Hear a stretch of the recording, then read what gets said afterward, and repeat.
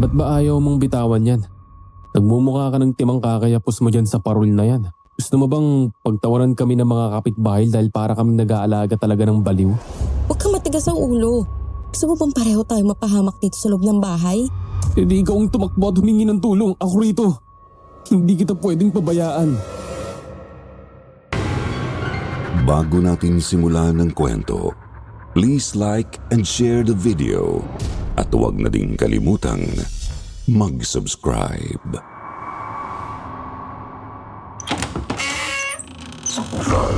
Para sa mga mahilig sa kwentong aswang, subaybayan ang aming bagong channel, Aswang Diaries. Aswang Diaries. Pasukin ang mga nakakakilabot na mundo ng mga aswang. Aswang Diaries.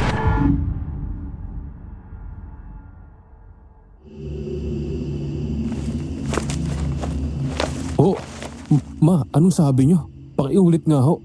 Nabingi yata ako. Oh, Axel, anak. Ang sabi ko simula ngayon, dito natitira si Resi sa atin. Natatandaan mo naman siya, hindi ba? Siya yung apo ni... Oo, makilala ko siya. Alam kong apo siya ni Aling Gloria. Ang hindi ko lang magets ay kung ano na namang pumasok sa isip mo at naisipan mong patirahin yan. Anak naman. Alam mo namang kamamatay lang ni Aling Gloria. At saka wala na silang ibang kamag-anak pa dito. Wala nang ibang mapupuntahan itong si Resi. Kaya naman imbis na magpagala-gala siya at maparipara rin buhay, kukup-kupin na lang natin. My God, ma! Hindi pa ba sapat na tayo ang sumagot sa burol at gastusin sa pagpapalibing sa lona niya? Alam mo, kaya ka inaabuso ng ibang tao eh. Masyado ka kong magbigay. Axel, ano ba?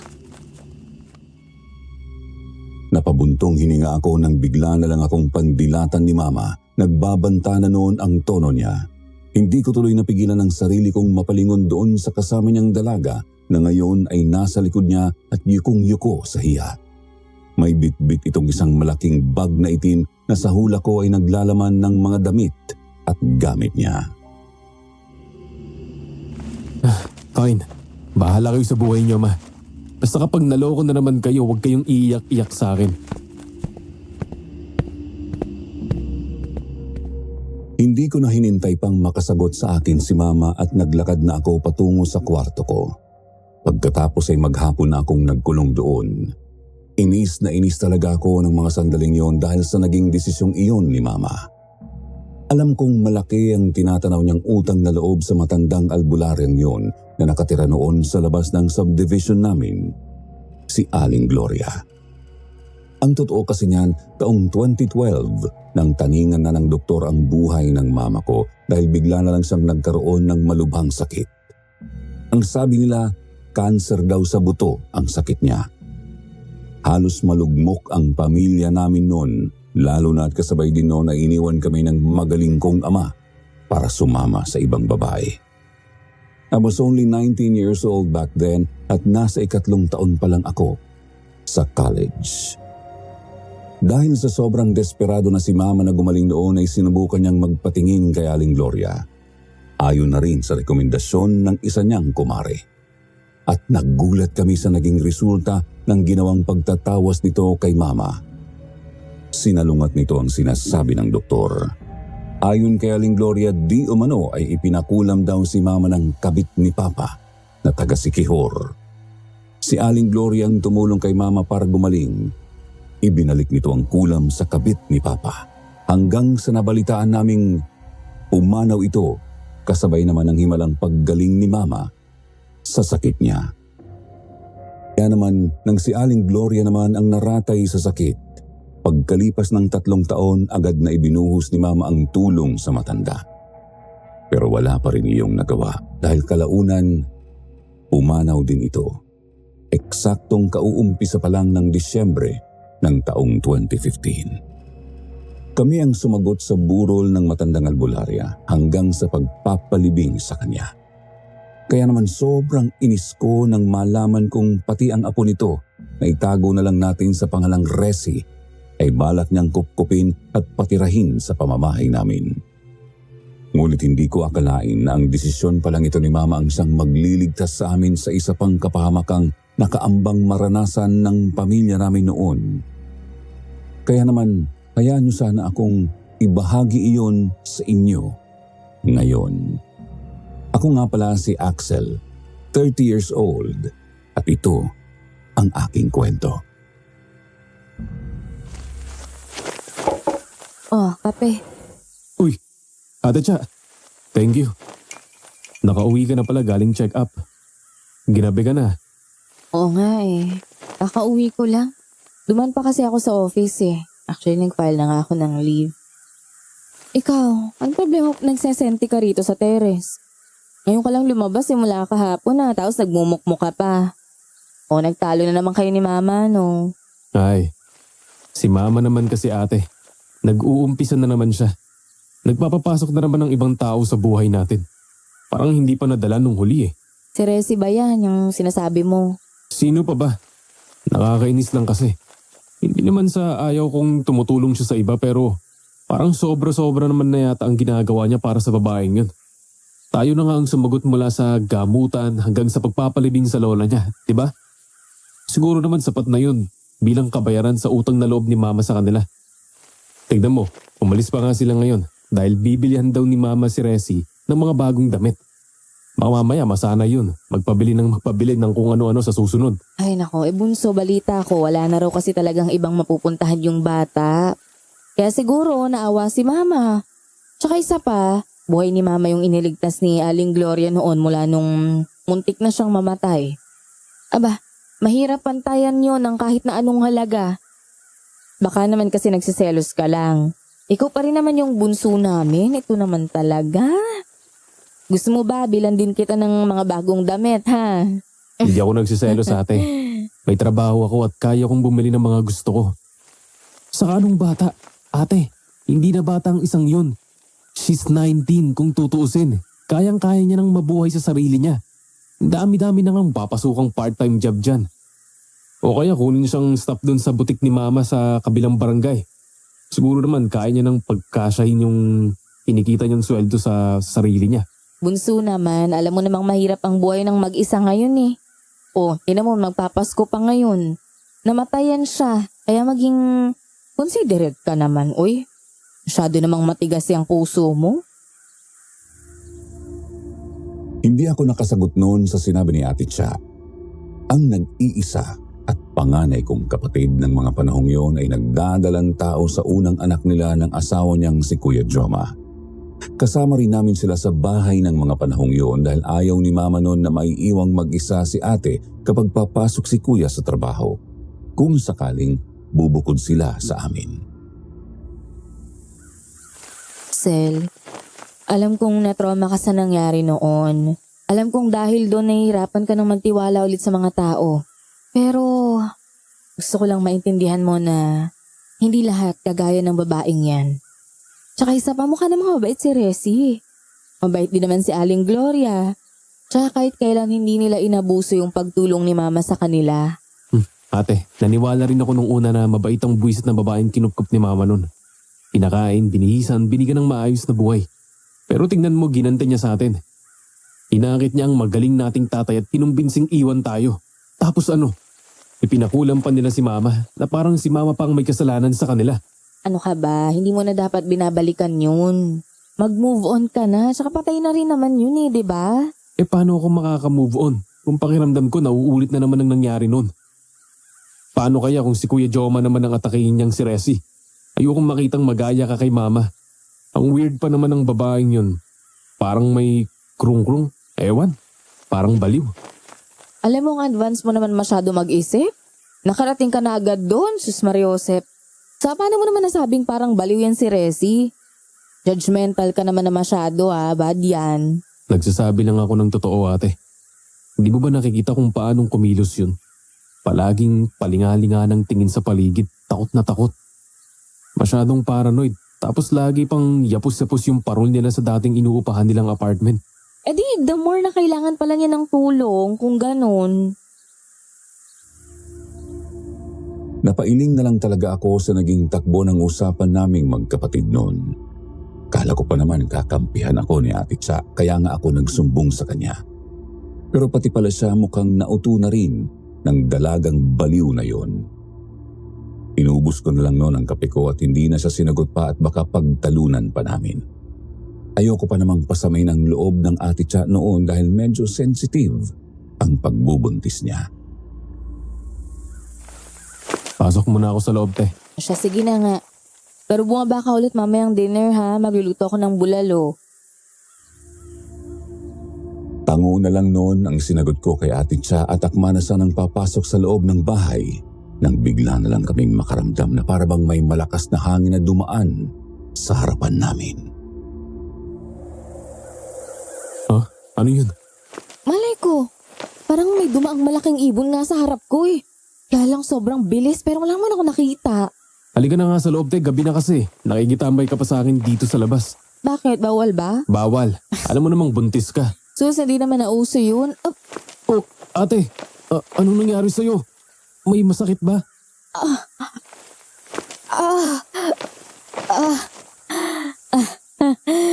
Wala to, medyo umilab yung tiyan ko. Sumipa rin kasi si baby. Ano? Yan na nga bang sinasabi ko eh. Halika na nga. Pero muli na naman akong napatigil nang sa ikalawang pagkakataon ay may naramdaman na naman kaming malakas na hangin na parabang mabilis na dumaan sa harapan namin. Inilibot ko noon ang tingin sa paligid ko. Sinusubukan kong hanapin kung ano ba yun. Pero wala akong makita. Hanggang sa...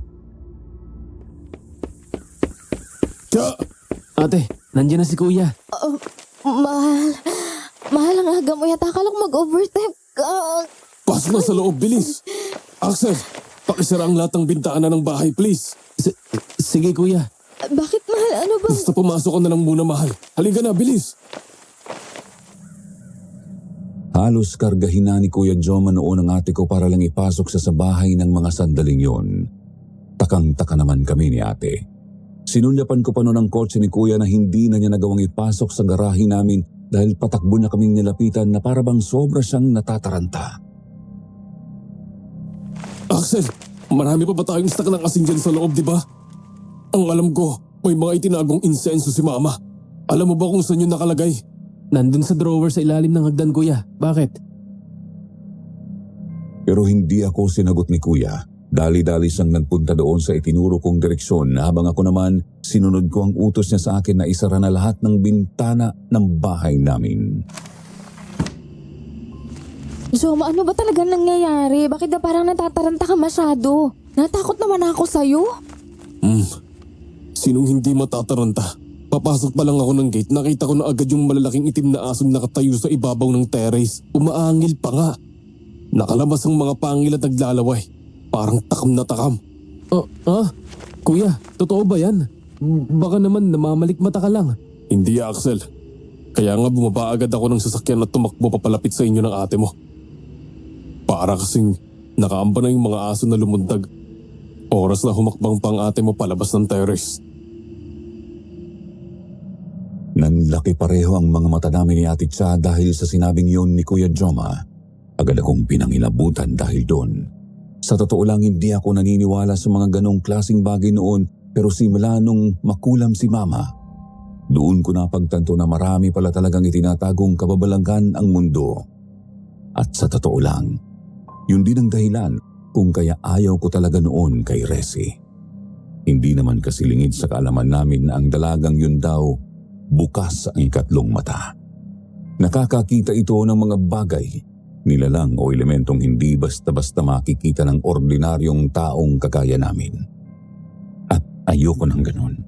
Duwag na akong duwag pero kahit kailan na hindi ko pinangarap na magkaroon ng kasama sa bahay na may ganoong klaseng abilidad.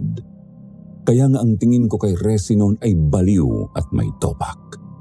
Gusto ko kasing paniwalain ang sarili ko na katang-isip lang ang mga bagay na nakikita niya sa paligid.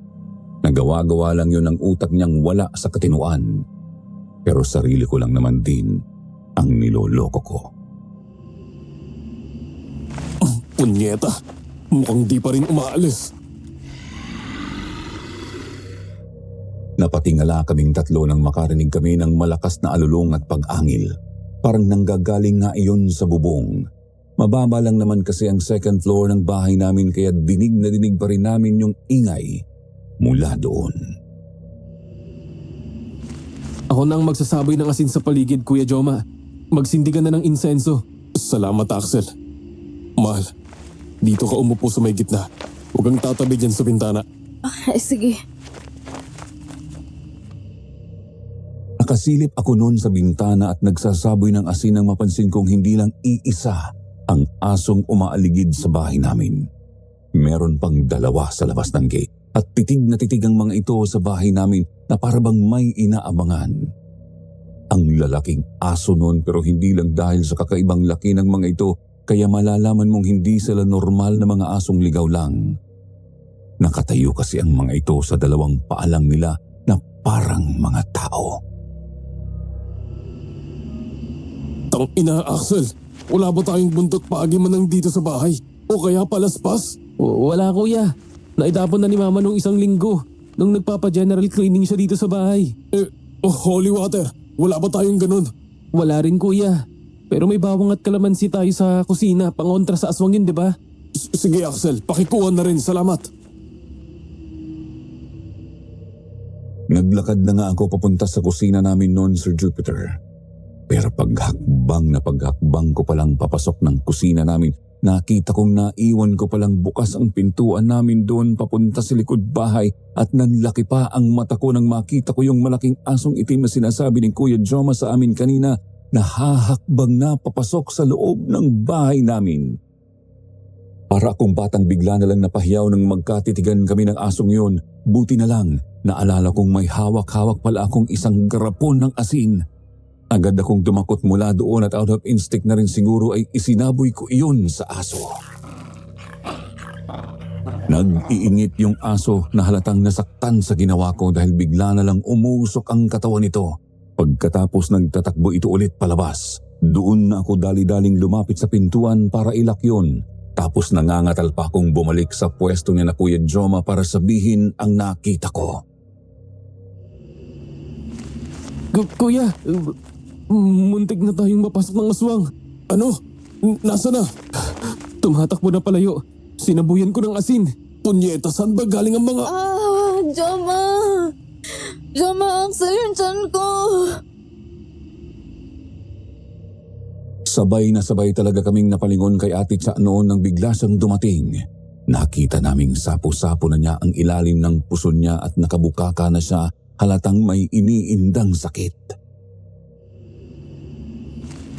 Mahal, anong nararamdaman mo?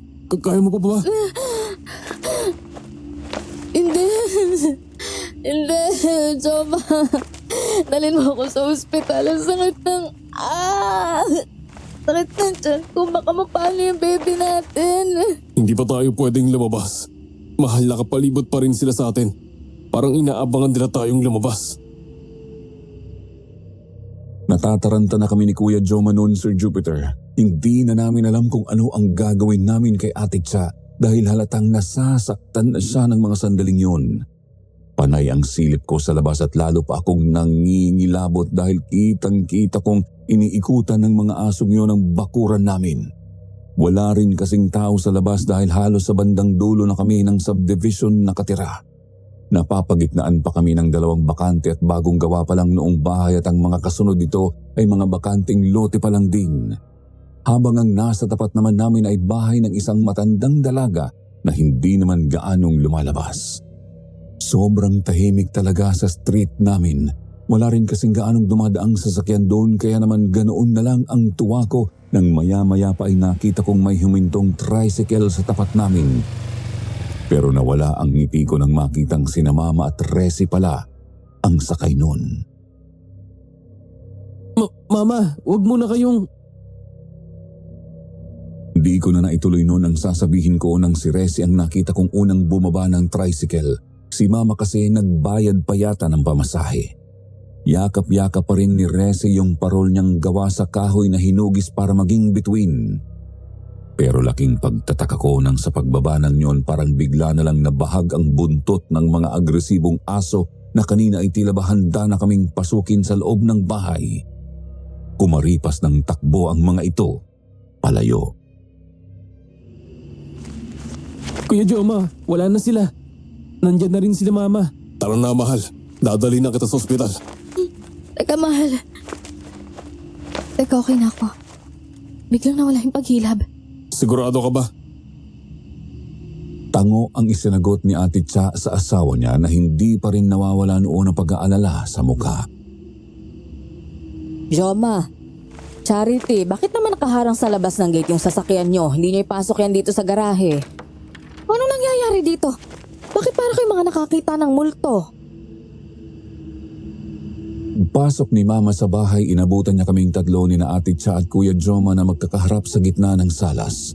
Tagaktak ang pawis naming dalawa ni Kuya Joma at sigurado akong namumutla ako noon kaya nagtaka siya nang makita niya kami. May nangyari ba? Charity? Axel? Ma, hindi niyo ba napansin yung malalaking aso yan sa tapat ng bahay natin pagdating niyo? Hindi, bakit? Kaninong aso ba yung mga yon? Hindi nyo napansin? Pero yung si Resi, siguradong nakita niya yon. Uy, ikaw. Bakit nagtatakbuhan yung mga aswang na yon kanina nung bumaba ka ng tricycle? Nakakunot pa noon ang noo ko nang balingan ko ng tanong si Resi na noon ay nagtatago na naman sa likod ni Mama. Ha? Anong ha? Huwag kang magtanga-tangahan dyan. Nakita mo yung malalaking aso, di ba? Axel, ano na naman bang problema? Ba't ganyan ka makipag-usap kay Resi? Anong aso ba yung pinagsasasabi ninyo? Mga aswang, ma. Inaaswang si Ate Cha. Ano? Ayos ka lang ba, Charity? Ay naku, sus Mariosep, may masakit ba? Baka naman, napangamuyan ka. Ano bang oras ka na kasi umuwi at inabot ka na ng gabi sa daan? Makalmayos na ako, minto na yung paghilab ng tiyan ko. O baka naman hindi kasalanan ni Ate Cha. Kaya bigla na lang tayo inatake ng aswang dito. Sigurado ako na may nasense silang kasama tayong weirdo rito eh. Paaktuin nyo kasi ng normal yung kasama nyo. Kung titira yan dito sa bahay, gamutin nyo munang pagiging baliw niyan para hindi tayo minamalas. Napapalatak na lang ako dahil sa pananaway sa akin ni Mama. Nakita kong lumalabas na noon ang ugat niya si Lega, talatang galit na siya sa akin kaya hindi na ako sumagot pa. Nag-walk out na lang ako noon at dumiretso sa kusina. Ako na ang nagkusang magluto ng hapunan dahil siguradong hindi na siya papayagan pang kumilos ni Kuya Joma. Hindi naman kasi ako makaakyat noon sa kwarto dahil hindi pa rin humuhupa ang nararamdaman kong kilabot. Sa totoo lang medyo nakaramdam ako ng guilt nung nasa kusina na ako. Kay Resi ko kasi naibunton ang kanina ko pa pinipigilang inis. Inis na para naman talaga sa sarili ko dahil hanggang ngayon ay naduduwag pa rin ako sa mga ganong bagay dulot ng nangyari noon kay Mama. Inabukasan tanghali na nang magising ako dahil lang may naulinigan akong mga pag-uusap sa katabing kwarto ko na dating guest room ng bahay namin. Pero ngayon ay nagsisilbing kwarto na ni Resi. Aalis ka?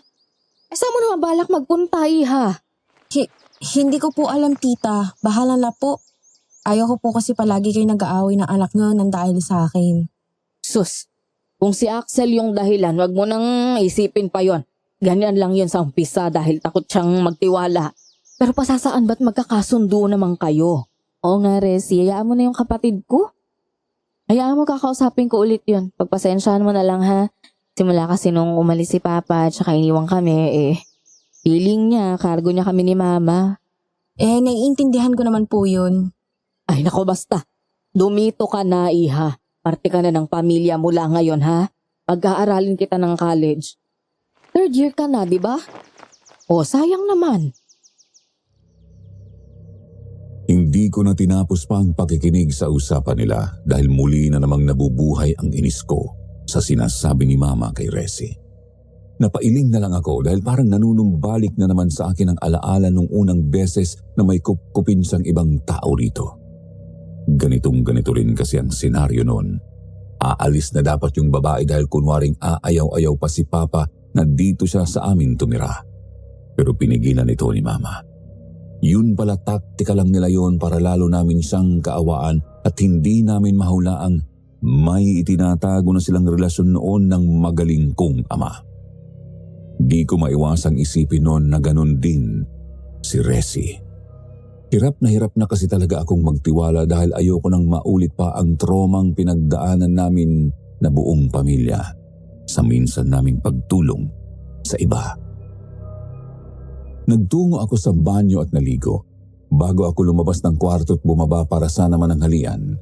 Pero pagbaba ko wala akong naabutang tao ron kundi si Resi. Wala. Sila, Tita Lydia. Nagpunta sila ni ate Cha sa simbahan. Oh, di ka yata sumama. Kasi... Napahinto ako bigla nun sa pagsandok ng kakainin ko nang mapansin kong kahit habang sumusubo ng pagkain ay yapos-yapos pa rin ni Resi yung parol niya sa isang kamay. Nagsalubong talaga ang kilay ko nun sa inis dahil ako ang nahihirapan sa hitsura niya. Ba't ba ayaw mong bitawan yan? Nagmumukha ka ng timang kakayapos mo dyan sa parol na yan. Gusto mo bang pagtawanan kami ng mga kapitbahay dahil para kami nag-aalaga talaga ng baliw? Niregalo kasi sa akin ito ni Lole. Bago siya, mamatay. Ano naman ngayon? Hindi ba pwedeng itago mo na lang yan? Para hindi mo laging bitbit? Ang sabi sa akin ni Lola, wag na wag ko raw itong aalisin sa tabi ko. Hindi ko na pinansin si Resi pagkatapos noon. Nagkulong ulit ako sa kwarto ko dahil may tinapos akong trabaho. Mga hapon na nung nag-decide ulit akong lumabas. Bababa na sana ako pero bigla ko na lang nakitang bukas yung pintuan ng kwarto ni Resi. Nakita ko rin sa ibabaw ng drawer niya yung parol na lagi niyang yapos-yapos habang narinig ko na naman ang lagaslas ng tubig mula doon sa banyo. Mukhang naliligo yata siya. Doon na ako nakaisip ng kalokohan. Ayaw mong mawala ito sa sarili mo, ha? Tatawa-tawa pa ako nang kunin ko yon mula sa ibabaw ng drawer ni Resi pagkatapos ay dali-dali ko yung ipinasok sa loob ng kwarto ko. Nagtaka pa nga ako nang matantong mabigat pala yun. Akala mo may laman sa loob pero nang alugin ko, wala naman akong narinig. Naisip kong itago iyon sa ibabaw ng kisame ko kung saan sigurado akong hindi nila makikita kung sakaling magkahanapan kami. Alam ko rin naman kasing ako ang unang lang pagbibintangan dahil ako lang naman sa bahay ang mainit ang mata dun sa parol na yon. Itatago ko lang naman ng ilang araw, saka ko ibabalik sa kanya kapag nawala na ang attachment issue ni Resi sa bagay na yon. Pero hindi ko akalain ang naging reaksyon niya nung oras na nalaman niyang nawawala ang parol niya. Nasaan? Nasaan ang parol ko? Hindi pa pwede. Hindi pa pwede mawala yun. Resi, anak, hahanapin na lang natin, ha? Sige na, huminahon ka na. Tita Lydia, hindi po pa pwedeng mawala yun. Please po, hanapin po natin. Masisiraan ako ng bait nito eh. Mababaliw ako kapag nawala yun. Please lang po. Pakadrama mo naman, parol lang yan. Kung gusto mo, ibibili pa kita ng 10 nun eh. Axel, pwede ba tumigil ka nga? Namumuro ka na, ha? Ako na naman, ma. Sino bang nagwawala rito sa pamamahay natin? Ako ba? Bakit ba hindi ang babae niya ng pagsabihan nyo? Para lang sa parol, aasta na siyang ganyan? Hindi mo kasi naiintindihan, Axel eh. Hindi pa pwedeng mawala sa akin yun. Hindi pa pwede. Sinasabunutan na ni Resi noon ang sarili niya at para talaga siyang nawawala na sa katinuan. Tingnan mo, ma. Tingnan mo yung kinupkup mo. Dapat sa mental mo dinala yan eh, hindi dito. Anak, ano bang nangyayari sa'yo? Bakit naman biglang naging ganyan ang ugali mo? At ako pa ang may problema sa ugali, ma. Pinuprotektahan ko lang kayo ni Ate Cha.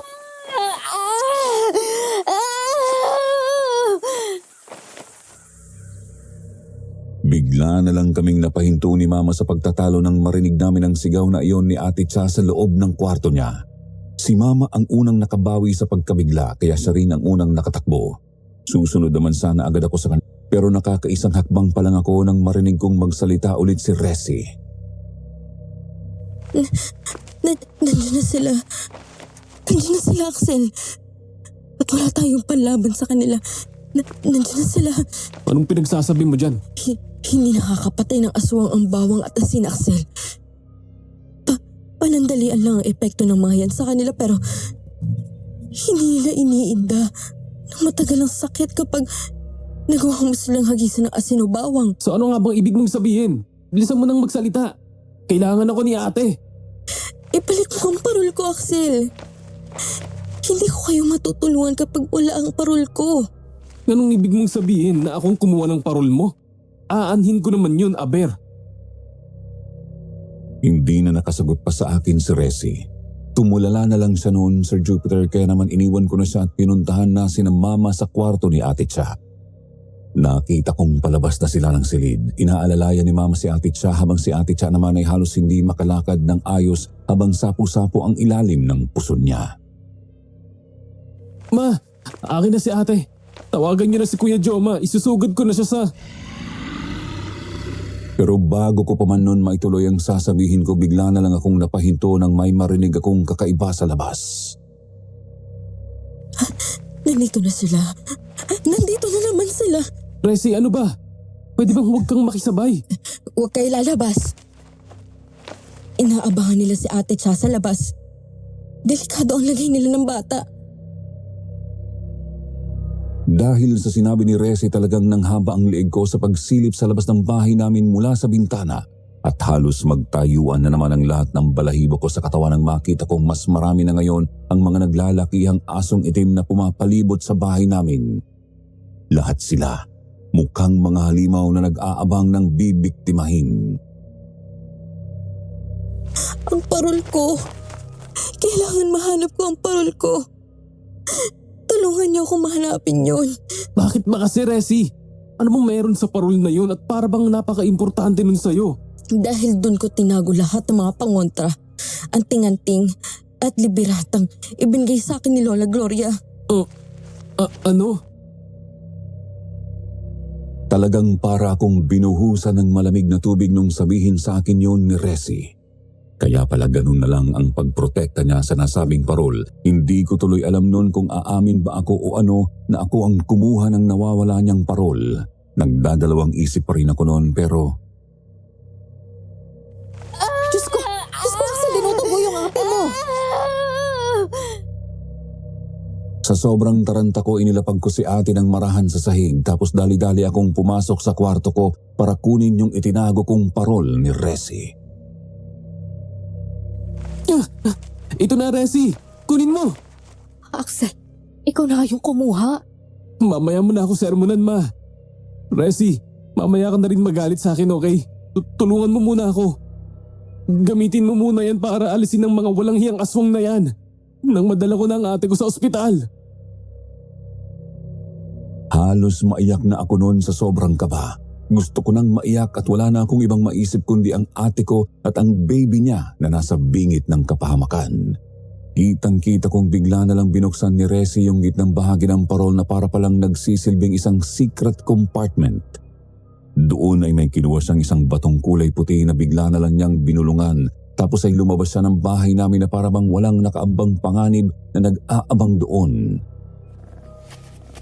Anak, nagtatakbuhan yung mga aso palayo. Narinig pa namin na yung iba doon parang naghihiyawan sa sakit. Tila ba umuusok ang mga katawan nila habang kumakaripas sila palayo sa lumalapit namang si Resi.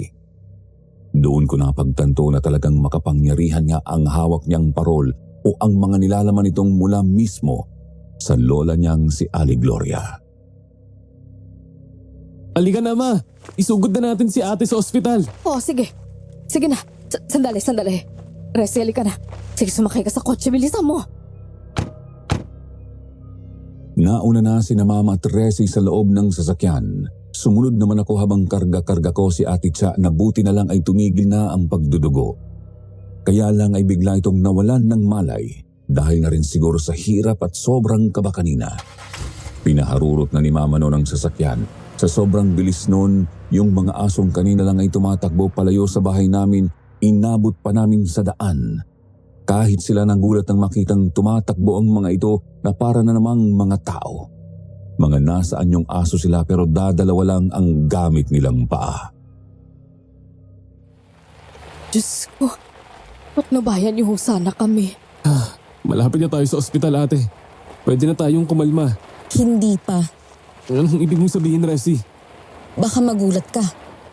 Dahil mas marami ka pang makitang nakaabang na mga hindi taong nilalang sa lugar na yun. Ibig sabihin, mas maraming aswang sa ospital.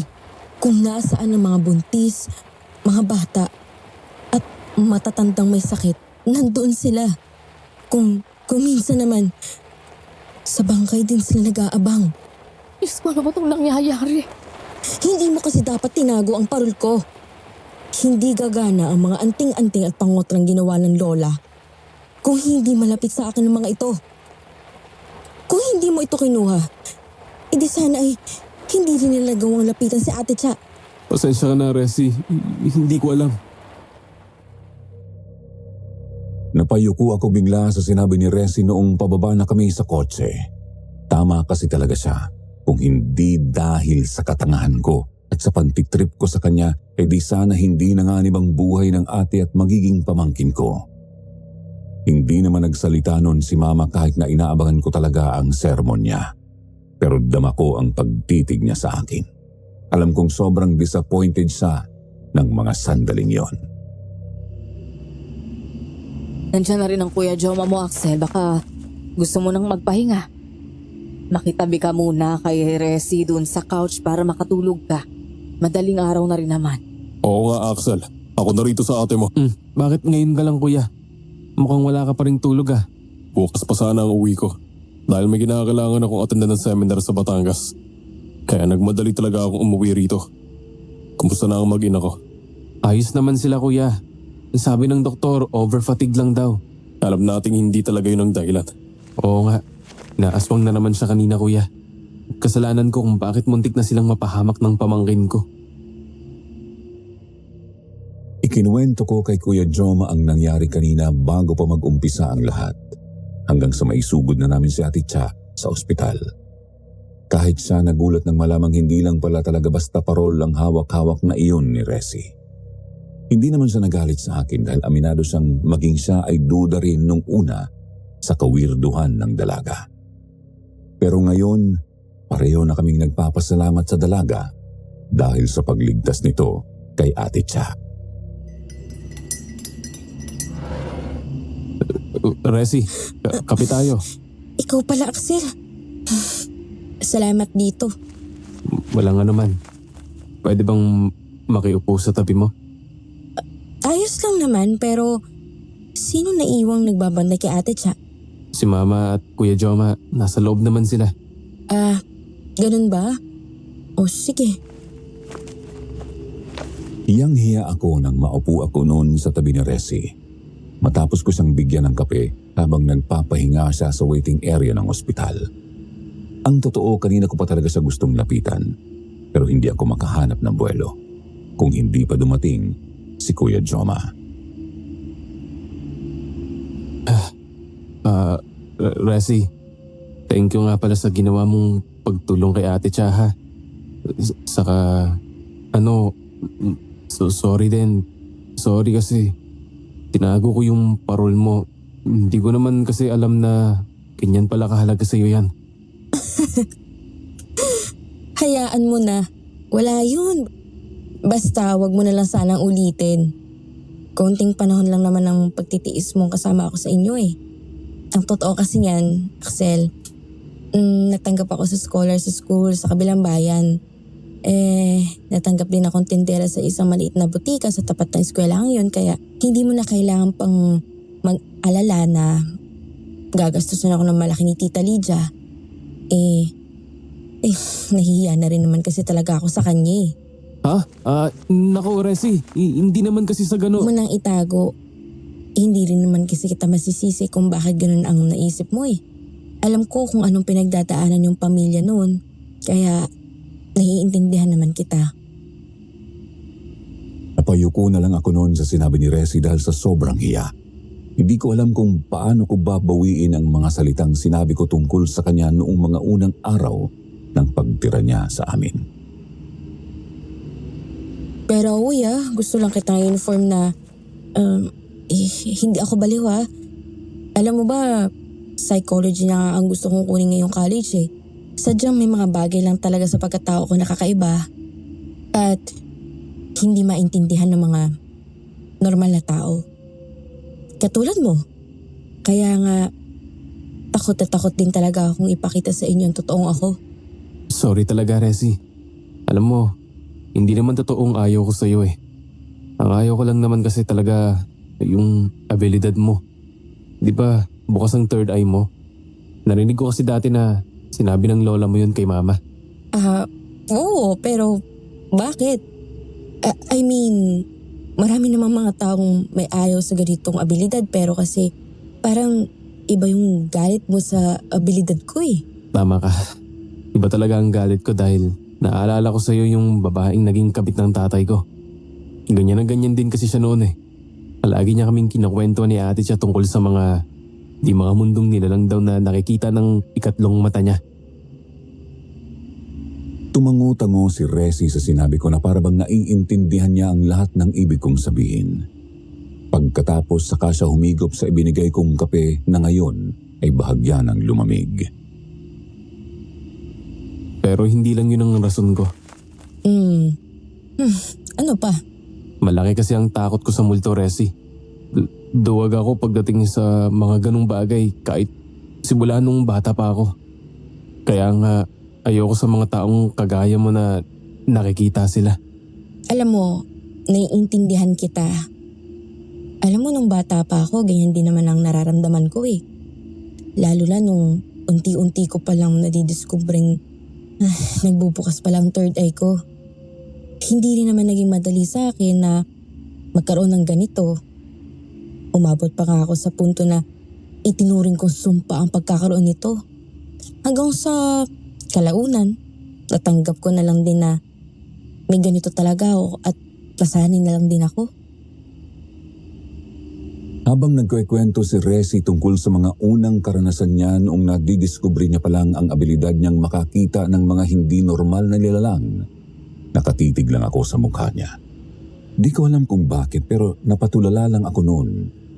Doon ko napansin na maganda pala talaga ang dalaga. Simple lang ang itsura niya at ni walang koloreteng ginagamit para sa mukha, pero natural ang pagiging mapula ng mga pisngi niya at labi. Pero Axel, ito ang sasabihin ko sa'yo. Marami pa ang mga nilalang at elementong mas dapat mong katakutan kaysa sa multo.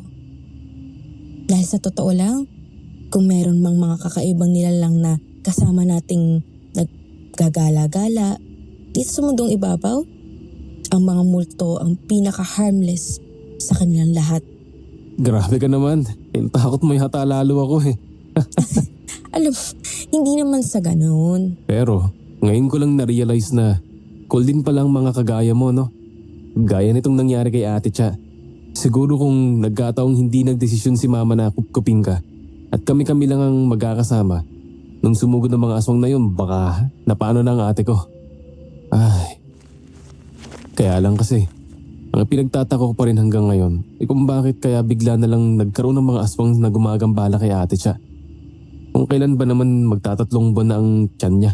Alam mo, sa totoo lang, may hinala ako eh. Ano yun? May hinala ako na yung mga aswang na sumusugod ngayon kay Ate Cha, mga bagong salta lang dito sa lugar natin. Paano mo nasabi? Matagal na kaming nakatira ni Lola sa kubong yun sa labas ng subdivision nyo. Halos memorize ko na nga lahat ng mga nilalang at elementong kasama nyong nabubuhay sa loob nun eh. Pero itong mga aswang na to, parang ngayon ko lang silang nakita. Teka, anong ibig mong sabihin? May posibilidad na itong mga aswang na to ay mga bagong lipat lang din sa loob ng subdivision natin? Hindi ako sigurado, Axel, pero ganun na nga ang ihinala ko. Kasi kahit na nawawala na sila sa paligid ng bakuran nyo, nararamdaman ko pa rin ang presensya nila eh.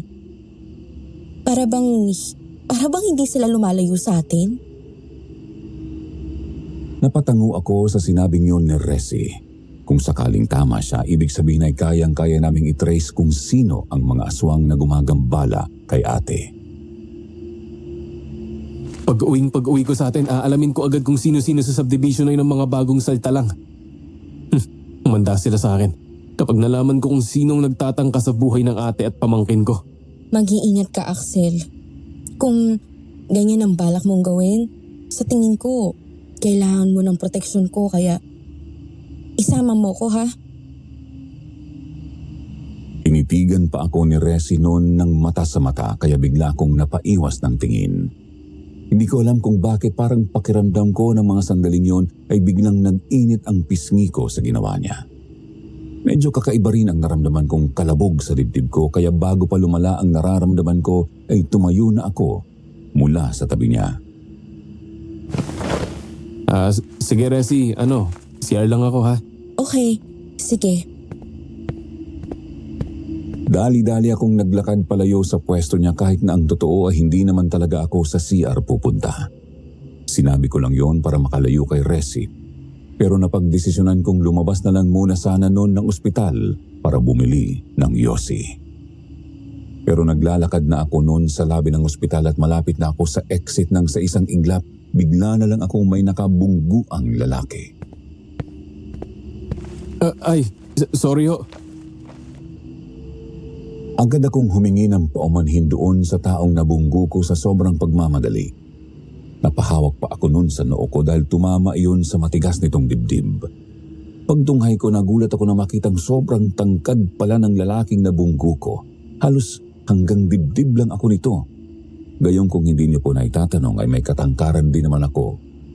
5'8" ang height ko, Sir Jupiter. Sa totoo lang ay kasali nga ako sa varsity player ng basketball nung high school kami. Pero yung lalaking nakasalubong ko ng mga sandaling yun, kakaiba talaga ang laki niya. Bukod doon, kitang-kita kong hindi man lang ako nito tinapunan ng tingin at nanatili lang diretso ang mga mata niya papunta sa direksyon ng kwarto ni Ate Cha. Pero ang mas nakapagtataka pa ay ang hindi niya pagsagot sa paghingi ko ng paumanhin. Bagkus ay narinig ko lang itong tila ba umaangil. Putya, iba ang pakiramdam ko sa lalaking yun Hindi na ako tumuloy noon sa paglabas ng ospital nang makita kong diretsong tinahak ng lalaki ang papasok sa loob ng ospital. Dali-dali akong sumunod sa kanya. Buti na lang din at kahit medyo may kalaliman na noon ang gabi ay hindi pa rin talaga humuhupa ang pagiging abala ng mga tao sa loob ng ospital kaya parang hindi naman ako napapansin ng lalaki. Sunod lang ako ng sunod sa kanya hanggang sa bigla ko lang siyang nakitang nagsisinghot, lalo na nang mapatapat siya sa kwarto ni Ate Cha. Lalong dumagundong ng mabilis ang dibdib ko, akmang lalapitan ko na sana yung lalaki nang bigla na lang may humablot sa braso ko. Axel, wag. Resi, ikaw pala. Langya, pinakaba mo ako. Sorry, pero mamaya ka na magreklamo, okay? Halika muna. Nila ako ni Resi papunta sa kabilang bahagi ng hallway. Bago pa tuluyang humarap sa pwesto namin yung lalaking matangkad na nakabungguan ko kanina. Oh, ikwintas mo to sa leeg mo. Huwag na huwag mong aalisin yan ha. Ano to? Langis? Oo, hintura ang tawag dyan. Gawa yan ng lola, pero hindi yan yung pangkaraniwan na hintura na binibigay ng mga normal na albularyo na makakadetect lang kapag may malapit na aswang. Yang hinturang gawa ng lola ko, may halong pangontra yan. Binigyan ko rin yan si Ate Cha at si Tita Lydia kanina. Pag-alis mo kasi kanina, nakaramdam ako agad na parang, alam mo yun, may malapit na namang aswang sa paligid. Talaga? Ang hastig mo pala talaga Buti na lang. Pero ibig sabihin, talagang aswang yung lalaking yun na sisingot-singot sa tapat ng kwarto ni ate kanina? Oo. Kaya nga hinila kita agad bago mo pa siya malapitan eh. Ikaw, bakit ka bumalik? Nakasalubong ko kasing matangkad na lalaking yun Nakabungguan ko siya sa may labi. Tapos humingi ako ng tawad pero ang loko. Inangilan lang ako. Sino bang normal na taong aangilan lang ang nakabungguan niya? Kaya kinabahan agad ako Ay, mabuti naman at ganun ka ka-alerto. Halika na. Balikan na natin sa Ate Cha, baka mamaya mapano pa sila ng baby niya. Sa muling pagsilip namin ni Resi, nakita naming papalayo na yung lalaki mula sa tapat ng kwarto ni Ate Cha. Kaya naman naglakad na ulit kami papunta doon. Mukhang ayaw talaga nilang tigilan ng ate ko. Alam mo, yun na nga yung pinagtataka ko eh. Sa totoo lang, hindi naman ganyang ka-agresibo ang mga aswang lalo na sa panahon ngayon unless may atraso ka sa kanila. Atraso? Ano naman ang magiging atraso ni ate Cha sa mga aswang na yun? Simula nung mabuntis yun, hindi naman na yun gaanong lumalabas ng bahay. Lalo na't pinag-work from home naman siya ng company niya. Pwede kasing hindi siya ang may atraso sa kanila. Sino? Sabay kaming napalingon ni Resi kay Kuya Joma na noon ay bigla na lang dumungaw mula sa pintuan ng silid kung saan naka-admit si Ate Cha. Bahagya pa nga ako nung napaigtad sa gulat pero tumagos ang tingin sa amin ni Kuya Joma nang may maaninag siyang figurang naglalakad papalayo. Teka, si Mang Ernesto yun ah. Nilingon namin ni Resi ang direksyong tinititigan niya at nakita namin yung lalaking nakabunggo ko kanina ang tinutukoy niya. Kilala mo, kuya? Abay oo.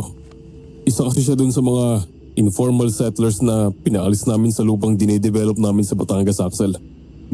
Napaalis? Oo eh. Doon kasi sa lupang nabili ng boss namin, may mga nakatira.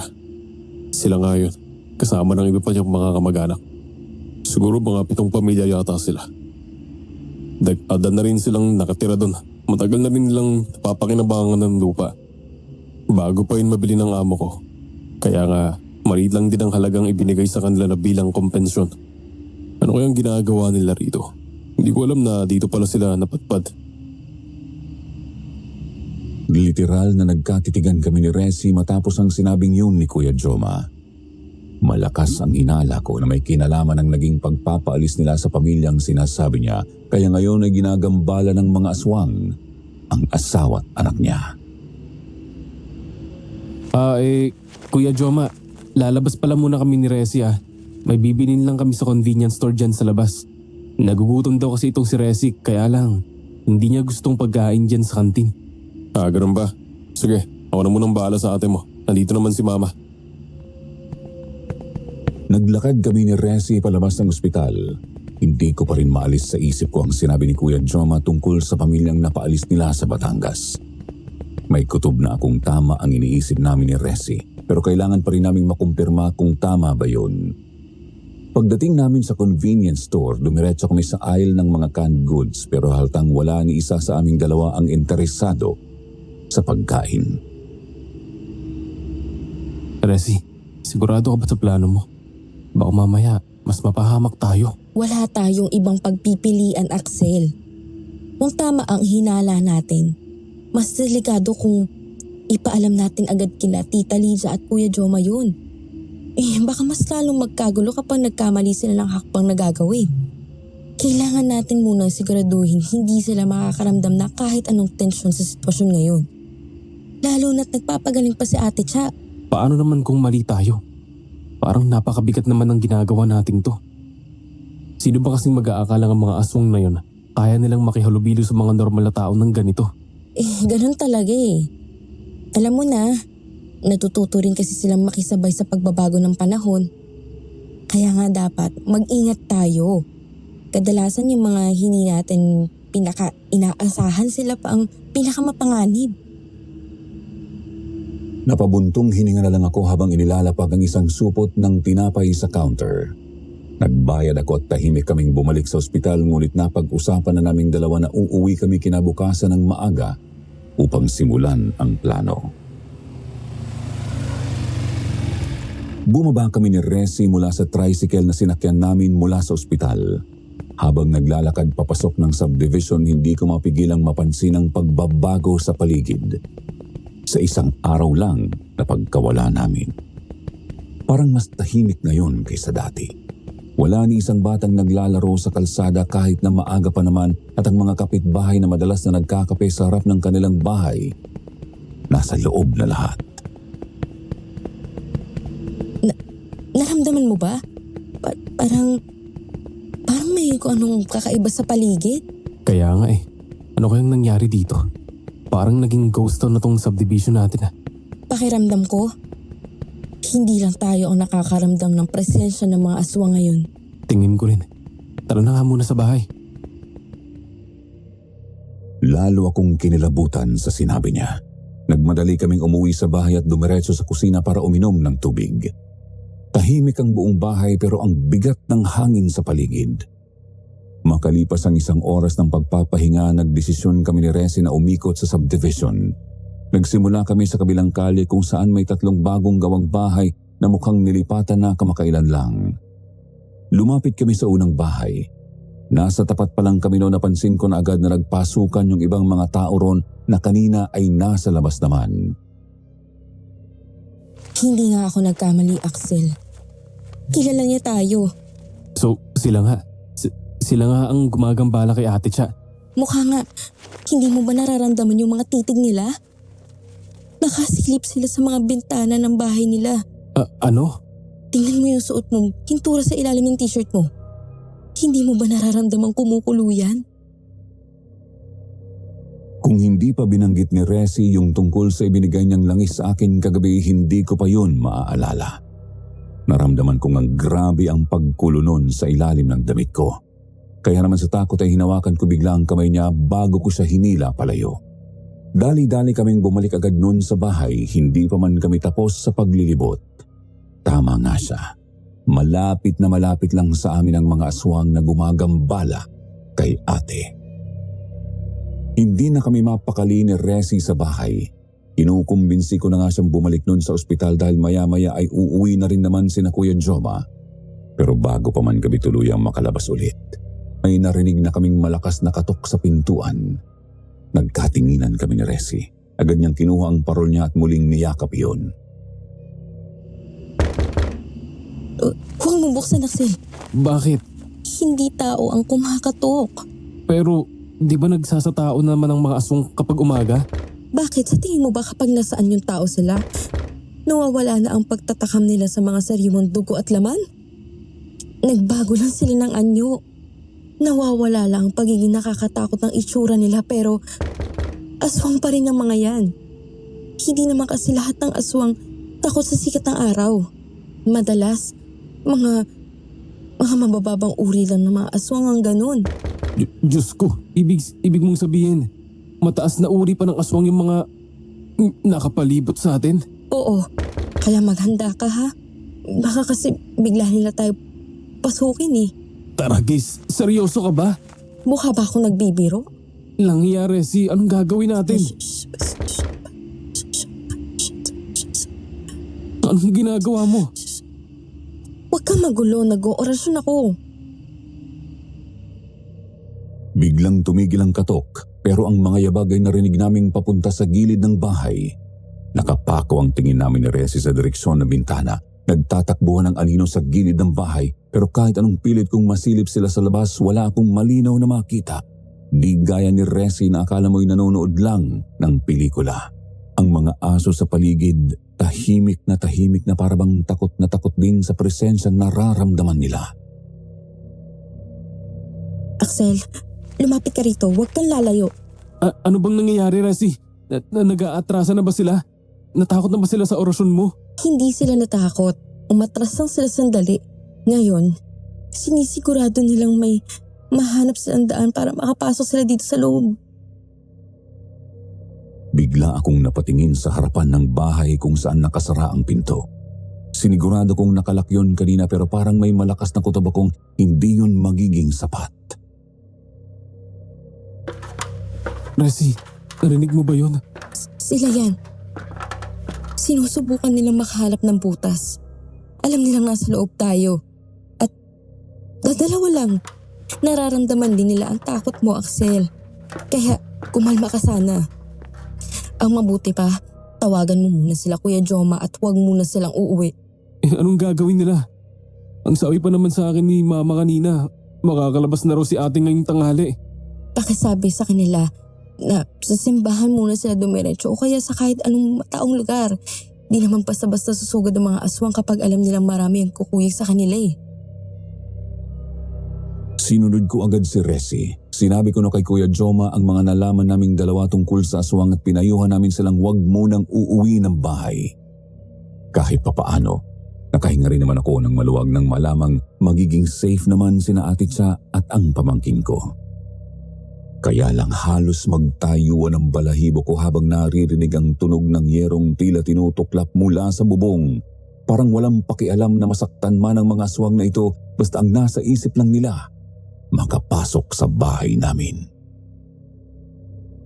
Resi, anong gagawin natin? Nagiging desperado na sila. Kumuha ka ng asin. Isasaboy ko kasabay ng pagsambit ng orasyon. Sigurado ka bang tatablan pa sila ng asin?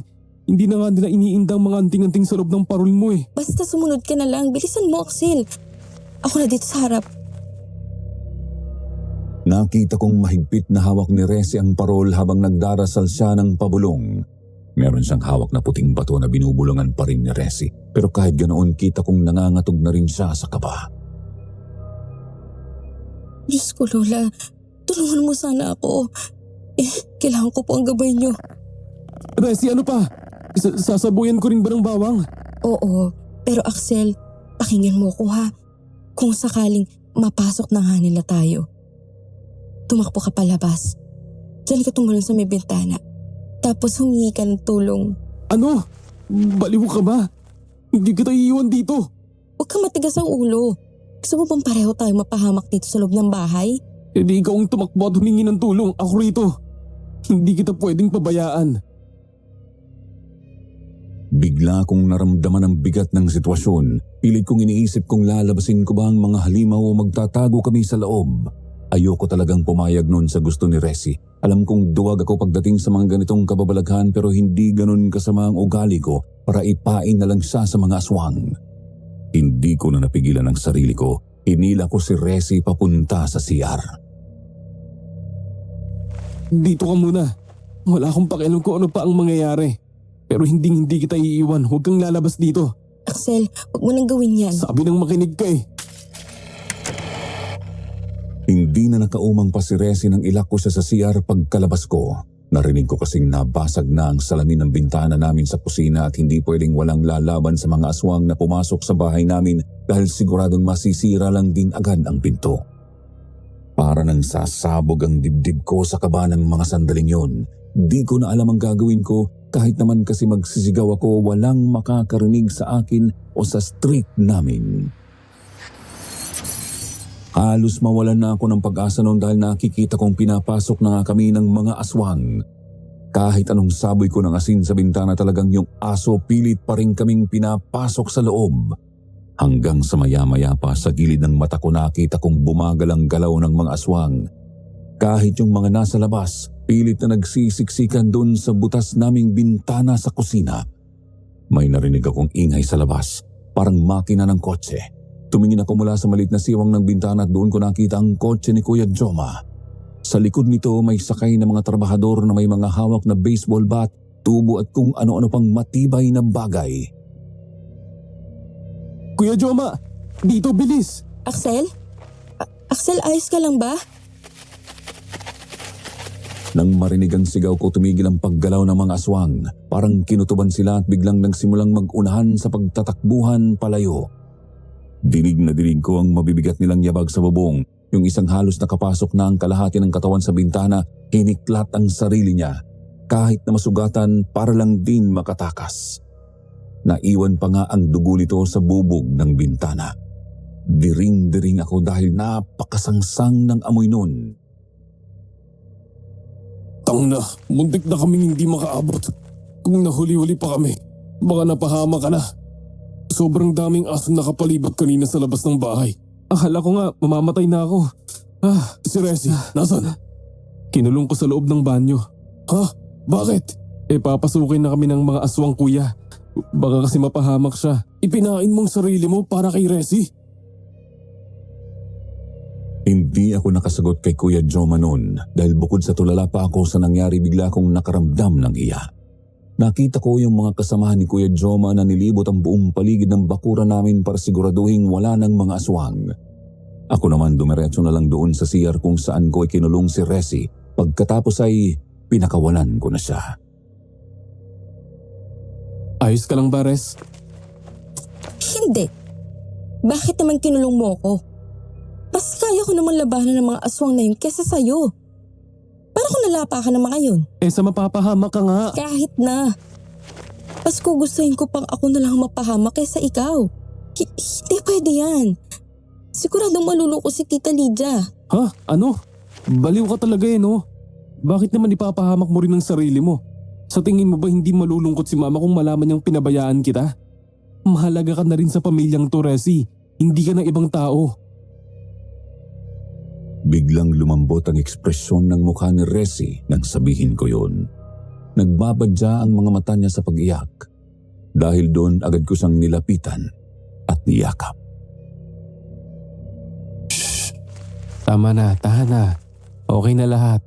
Hindi naman ako napahamak, diba? Kahit na. Munti ka pa rin mapahamak dahil dyan sa ginawa mo. Pasensya na kayo. Ako ang dahilan kung bakit nangyari to eh. Axel, natatandaan mo ba yung mga informal settlers na pinaalis namin sa Batangas? Ang mga bagong lipat dito, sila ang pamilyang napaalis namin doon. Ako ang kinausap ng boss ko para kumbinsihin silang umalis. Kapalit ng malaking tip na hindi ko nagawang tanggihan. Kaya kahit nagmamakaawa sa akin si Mang Ernesto na huwag silang paalisin at gawan ko ng paraan, napilitan akong sundin ang utos. Ay, tinakot ako ng Mang Ernesto nun. Sabi niya, babalikan niya raw ako. Akala ko hindi nila tutuparin ang banta nila kaya hindi ko sila pinansin. Tahimik kaming nakinig sa paliwanag ni Kuya Joma pero alam naming pareho ni Resi ng galit ng mga aswang. Hindi na lang kay Kuya Joma nakatuon ngayon kundi sa lahat ng konektado sa kanya. Huwag mo nang sisihin ang sarili mo, kuya. Wala rin naman mangyayari kung ganyan ang iisipin mo eh. Huwag na kayo mag-alala. Parang alam ko na kung paano natin magagawa yan. Paano? Imbes na sumagot, itinuon bigla ni Resi ang tingin niya dun sa basag na bintana sa kusina na tanawan lang din naman mula sa salas namin. Doon ay makikita pang tumutulo mula sa bubog ng basag na salamin ng dugo ng aswang na naiwan noong magtakbuhan ang mga ito kanina. May alam akong paraan para hindi na nilang gambalain si Ate Cha. Gamit ang naiwang dugong yan. Anong balak mong gawin, Resi? Gagawain ko ang aswang na yon para makontrol ko ang buong lahi nila. Isa lang naman ang dugong na nalilaytay sa kanila eh. Kaya gamit ang naiwang dugong yan, magagawa ko yun. Pero paano kung ikaw naman ang bigla nilang balikan? Kapag hindi ako nagtugumpay sa plano ko, malamang, ganun na nga ang kahihinatnan pero kung hindi natin susubukan, hindi rin natin malalaman, di ba? Hindi. Masyadong delikado yan, Resi. Saka marunong ka bang mangaway? Napakabata mo pa. Sigurado akong kahit na tinuruan ka ng lolo mong nabubuhay pa siya, hindi mo pa nagagawa yan ng ilang beses. Tama ka. Pero ayaw mo bang tigilan nila ang ate mo? Siyempre, gusto. Di kung ganun, hayaan mo na ako. Kita ko noon ang matinding determinasyon sa mukha ni Resi kaya naman kahit pa talagang tutol ako sa gusto niyang mangyari, wala na akong nagawa. Kahit si Kuya Joma hindi na pinigilan pa ang dalaga dahil na rin siguro sa sobrang pag-aalala niya sa sariling magina. Napailing na lang talaga ako noon kay Resi. Bahala ka na nga, baliw ka talaga. Lagi mong sinasabi yan. Ang tigas ng ulo mo eh. Ikaw din naman. Magtiwala ka na lang kasi sa akin. Ano pa nga ba? Alam mo, ang mabuti pa, Kuya Joma, sunduin mo na lang ulit sila Tita Lydia, Ate Cha kung saan mo sila iniwan. Para hindi tayo masalisihan ng aswang kung sakaling gagawin ko na ang paggagaway ko sa kanila. Sige, Resi. Ikaw naman, Anong gagawin ko? huwan mo kung hihanda ang mga kinakailangan ko. Dalhin natin doon sa kwarto. Sige. Sir Jupiter, hindi ko na idedetalye pa kung paano ginawa ni Resi ang panggagaway sa aswang. Ayon na rin sa kanyang kahilingan. Basta kinagabihan ng araw na yon, sinimulan na niya ang kanyang plano. Kung alam niyo lang noon kung gaano katindi ang kabang nararamdaman ko, hindi lang para kay Ate Cha at sa pinagbubuntis ng sanggol, kundi lalong-lalo na kay Resi, na ng mga sandaling yon ay itinataya ang sariling buhay para lang sa pamilya namin. Sobra akong nagsisi sa naging pakikitungo ko sa kanya noong mga unang araw na dumating siya sa bahay namin.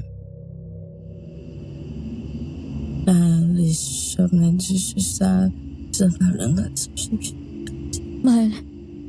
Mahal, kinakabahan ako. Huwag ka matakot, mahal. Nandito ako. Hindi ko kayo pababayaan ng anak natin. Paano kung hindi maging successful yung ginagawa ni Resi? Ate, huwag mong sabihin yan. Wala naman tayong ibang magagawa kundi ang magtiwala sa kanya eh. Huwag ka nang maingay dyan. Nakita ko ang biglang pagsilay sa labi ni Ate Tsa nang makisingit ako noon sa usapan nila ni Kuya Joma habang pinanonood namin ang ginagawa ni Resi. May mga nakasinding kandila noon sa paligid namin habang si Resi naman ay nakaluhod at tila nagdarasal sa loob ng isang bilog na iginuhit niya sa sahig kanina gamit ang tsak. Meron siyang hawak-hawak na sisiw noon na hindi ko alam kung anong balak niyang gawin. Basta hawak niya lang yun habang nagdarasal. At yung mga anting-anting at libretang laman ng parol na palagi ng yapos-yapos nakakalat na sa kanyang harapan. Bigla kaming napatigil ni Ate Tsa sa pag-uusap namin. Napansin naming tila biglang nag-iba ang mga kilos ni Resi. Nakatitig siya sa hangin, hindi kumikilos at parabang wala na siya sa kanyang sarili.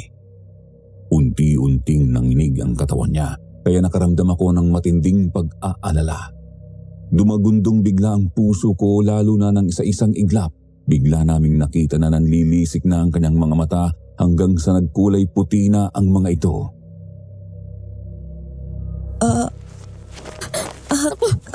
Ang salan nangyayari kay Resi. Hindi ko alam, ate. Ha? Ano to? Anong ginagawa mo sa akin? Gusto ko siyang lapitan ng mga sandaling yon pero hindi ko maihakbang ang mga paa ko.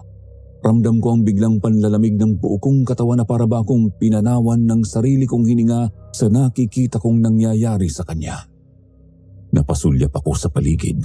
Ang mga kandilang sinindihan ni Resi kanina ay nagbabaga ngunit tila nag-iiba ang ningas.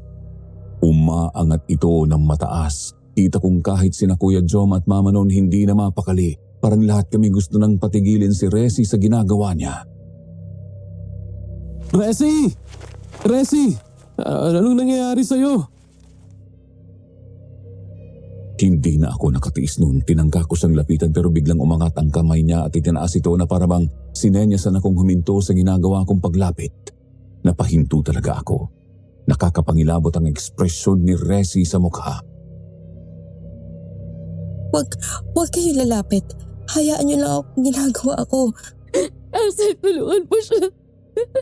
Diyos ka naman, nagulong ilong ni Resi. Huwag. Ayos lang ako. Basta huwag kayo lalapit. Hindi ko alam ang gagawin ko. Gusto kong tulungan si Resi pero talagang ayaw niya kaming palapitin ng mga oras na iyon. Natatakot ako na baka kapag sinuway ko siya, lalo lang iyong makasama sa ginagawa niya.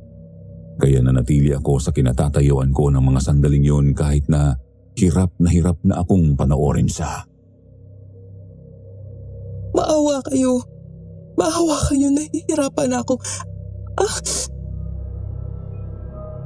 Hindi ko maipaliwanag kung bakit pero malinaw na hindi si Resi ang nagsasalita ng mga sandaling yun. Boses ng ibang nilalang ang lumalabas sa lalamunan niya. Doon ko napansin ang bulak na ipinunas niya kanina sa dugong aswang doon sa may bintana. Naglalabas na ito ng usok. Animo ito sinisindihan pero walang apoy. Hindi na kami manggagambala. Itigil niyo na. Ayoko nang masaktan. Titigil na namin ang pag-aaswang sa mag-ina. Titigilan na namin ang buong pamilya niyo. Ang galit sa boses ay napalitan ng pagmamakaawa. Napatitig ako sa paligid at napansin kong ang mga anino sa dingding ay tila gumagalaw. Hindi ako sigurado kung guni-guni lang yun o talagang may ibang nilalang sa paligid namin ng mga sandaling yun. Nagsasalita ang aswang na tila nasa loob ni Resi. Malinaw na nagsusumamo ang tinig nito, halatang hirap na sila sa ginagawa ni Resi. Titigil na kami. Wala nang mangyayaring masama sa mag-ina. Basta itigil niyo na ito. Pagsukong iyon ng aswang biglang bumagsak si Resi. Napaluhod siya sa sahig sabay ang pagbagsak ng katawan niya. Agad akong sumugod sa kanya, ngunit napansin kong sabay-sabay din ang pagkamatay ng lahat ng kandila sa paligid. Axel! Axel, si Resi! Resi, ayos ka lang ba? Anong nararamdaman mo? Nang lapitan ko si Resi, ramdam ko ang bigat ng paligid. Mainit ang kamay niya pero ang katawan niya ay nanginginig pa rin. Doon ko napagtanto na sobrang delikado ng ginawa niya laban sa mga aswang. Ni hindi ko na nga inalam noon kung nagtagumpay ba siya o hindi. Kinakabahan ako noon kasi hindi siya nagre-respond sa akin. Hindi ko alam kung ano ang gagawin. Hawak-hawak ko ang braso ni Resi habang nanginginig siya sa sahig pero sa kabila ng takot at pagkalito, napansin kong humupa na ang bigat ng hangin sa paligid.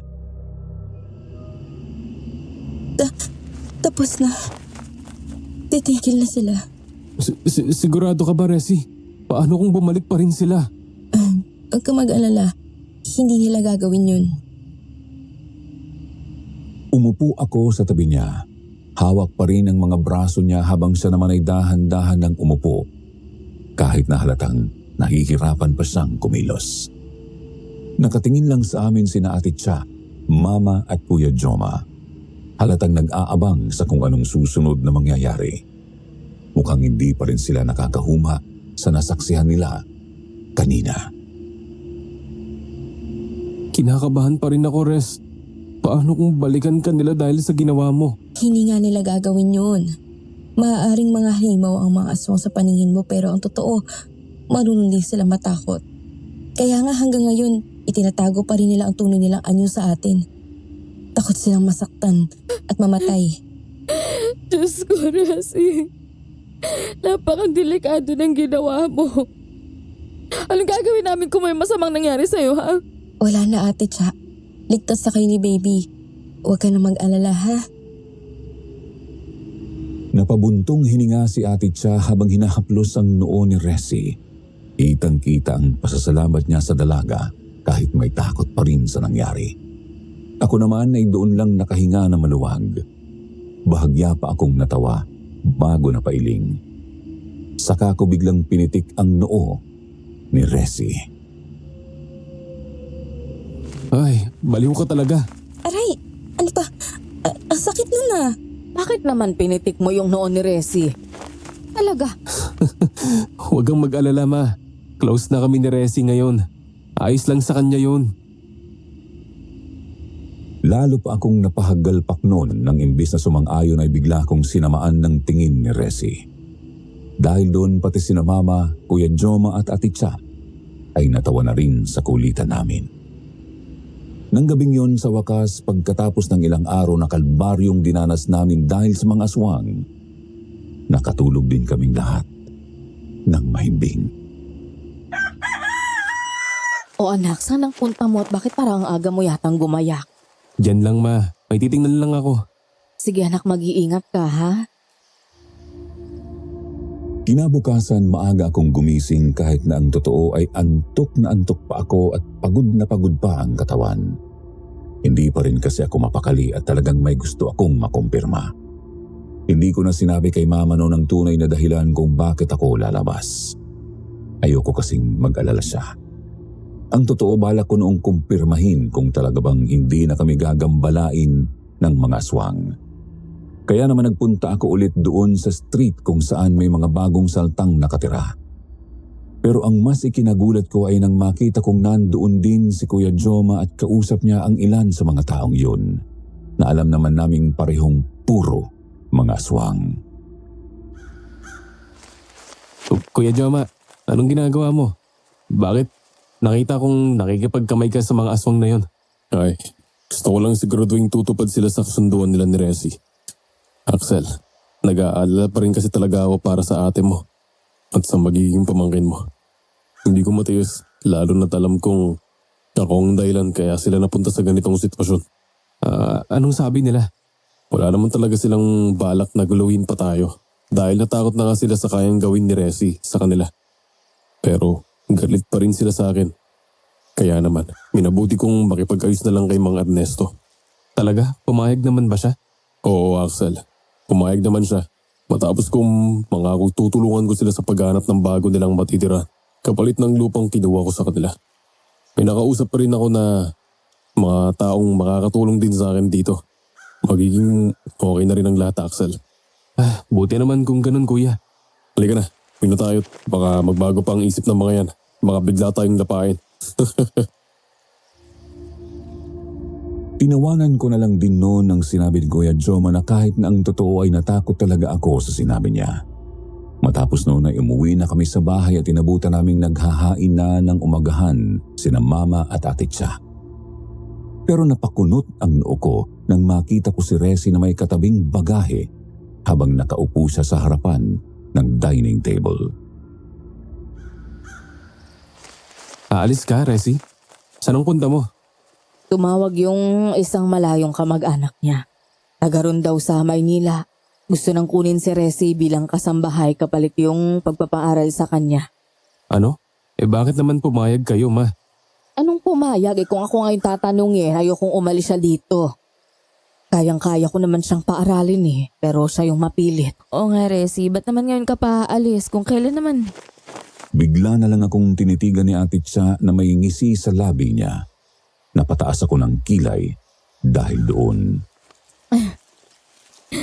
Kung kailan sa wakas na amin na rin ang bunso namin na matagal ka na niyang crush. Ano, ate? Ano bang pinagsasabi mo dyan? Ay siya nga, kunwari pa kasi ang kapatid mo. Kahit naman nung bata pa kayo, halatang may gusto na yan dyan kay Resi kahit nung mga teenager pa lang kayo. Aba, ayaw lang umamin yan. Ma! Sus, Axel, wag ka na nga pakipot kung ayaw mong umalis dito si Resi sa atin. Sabihin mo na sa kanya yung totoong nararamdaman mo. Tinamaan ako sa sinabi ni Ate Cha. Dahil doon napakamot na lang ako sa ulo at sa wakas umamin din ako kay Resi na totoo ang sinasabi nila. Hindi ko na idedetalye ang nangyari pagkatapos noon dahil medyo nakakahiya ang parting yon. Pero gusto ko lang malaman nyo na hindi pumayag si Resi. Hindi pa rin siya nagpapigil sa amin at kalaunan, iniwan niya pa rin kami para tumayo sa sarili niyang mga paa. Tinanggap niya ang alok na trabaho ng malayong kamag-anak niya at sa pamamagitan ng kinikita niya doon ay pinag-aral niya ang kanyang sarili. Pero hindi kami nawalan ng komunikasyon pagkatapos noon kaya nga pagka-graduate niya ng college bilang isang psychologist, niligawan ko agad siya. 28 years old na siya ngayon habang ako naman ay 31 na. 3 taon na rin kaming kasal at ngayon, hinihintay na lang naming lumabas ang unang baby namin. Kabuwanan na kasi ni Resi at sa kabutihang palad, hindi naman naulit ang naging karanasan namin noong si Ate Cha ang nagdadalang tao. Samantala kasama pa rin namin si Mama sa bahay. Pero sina Ate Cha at Kuya Joma ay binabuti ng bumukod dahil lumaki na ang kanilang pamilya. 4 na ang anak nila ngayon at masayang-masaya naman ang kanilang buhay. Sa ngayon, maayos naman na rin ang lagay naming lahat at hindi na rin kami nagkaroon pa ng kahit na anong koneksyon sa mga aswang na gumambala sa amin noon. Kaya naman dito ko na rin tatapusin ang aking kwento. Sana po ay nagustuhan ninyo ang karanasang ibinahagi ko sa inyo. Muli, ako nga pala, si Axel.